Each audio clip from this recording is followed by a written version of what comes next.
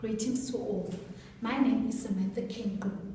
My team and I are financial analysts have been commissioned to do a capital structure for Anglo Minerals. A capital structure refers to the way in which the assets on the balance sheet are funded, particularly whether these assets are going to be supported by equity or liability. My team and I won't only be analyzing the capital structure, but we will also be observing the increase and decreases in values on the basis of an increased financial leverage. The concept of capital structure is extremely important because it can influence not only the return the company earns for its shareholders, but whether or not the firm will survive in a recession or depression. Hence, I will hand over to my colleague who will further elaborate on the summary of the different types of the capital structures. Thank you. Thank you, Samantha. Good day, everyone. I am Anisha Jackson. I'll be covering the summary of the capital structure. Here we will look at the highest level of expected earnings per share as well as the associated risk that comes with it at different debt ratios from 0 to 65%. Looking at the table, the aim is to identify the highest level of expected earnings per share, and that is at 17.59 when the company employs 65% of debt and 35% equity. Looking at the associated risk coefficient of variation, when the company employs 0% debt, the coefficient of variation is 0.42. Note that when the company employs 65% of debt, the coefficient of variation increases to 0.62. This could be supported by the increased levels of debt, increasing the level of associated risk. Looking at the standard deviation measures the level of volatility. For example, the liability to change for the better or worse. So similar to the coefficient of variation, it is ideal to have a low standard deviation. The reason why a low standard deviation would be preferred is it is more certain and a much more safer investment should the EPS drop due to exogenous factors. So an ideal combination of debt and equity in a capital structure would consist of high EPS, a low associated risk, as well as a low standard deviation. I will now hand over to my colleague Manga, who will further elaborate on this matter. Thank you.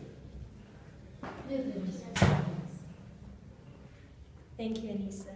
I'm Manga, Sililo, and I will be giving more insight into the graphs. The first graph shows the relationship between the expected EPS and the debt ratio. There's a gradual increase in the expected EPS from 0% until it reaches 35% debt level, where there's a considerably higher increase in the expected earnings per share.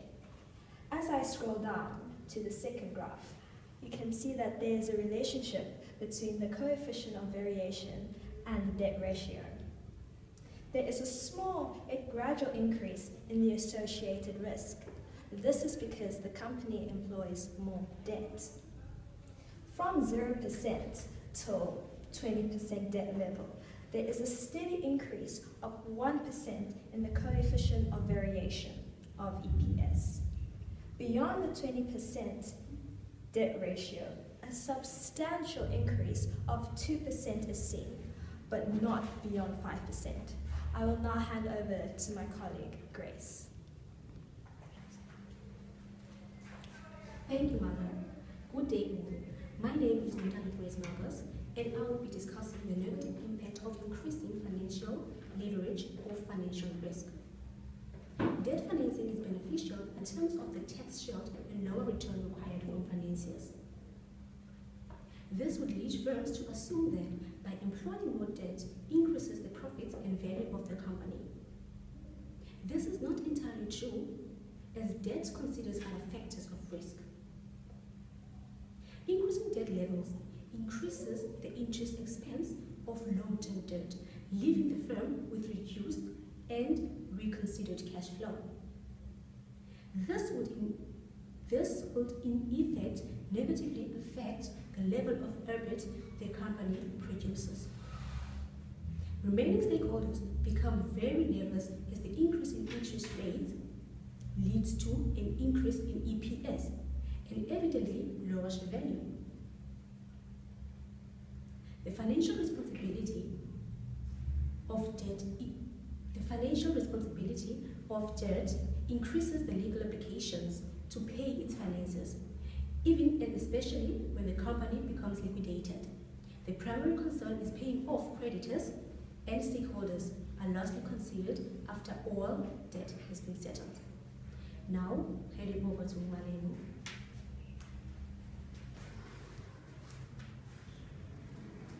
Thank you, Grace. My name is Malebo Ditampane. So suppose Anglo Mineral wished to maximize their wealth. We recommend that they assume financial leverage of 35% and equity at 65%. This in turn leads to the share value of 110.3, which is the optimal capital structure for wealth maximization. The value of a firm is maximized when the cost of capital is minimized. This is justified by the weighted average cost of capital being 9.7% at 35% debt ratio. However, if the firm wishes to maximize their profit, we recommend that they assume financial leverage at 65% and equity at 35%. This is where the expected EPS is 17.59. The higher the EPS, the greater the magnitude of profit.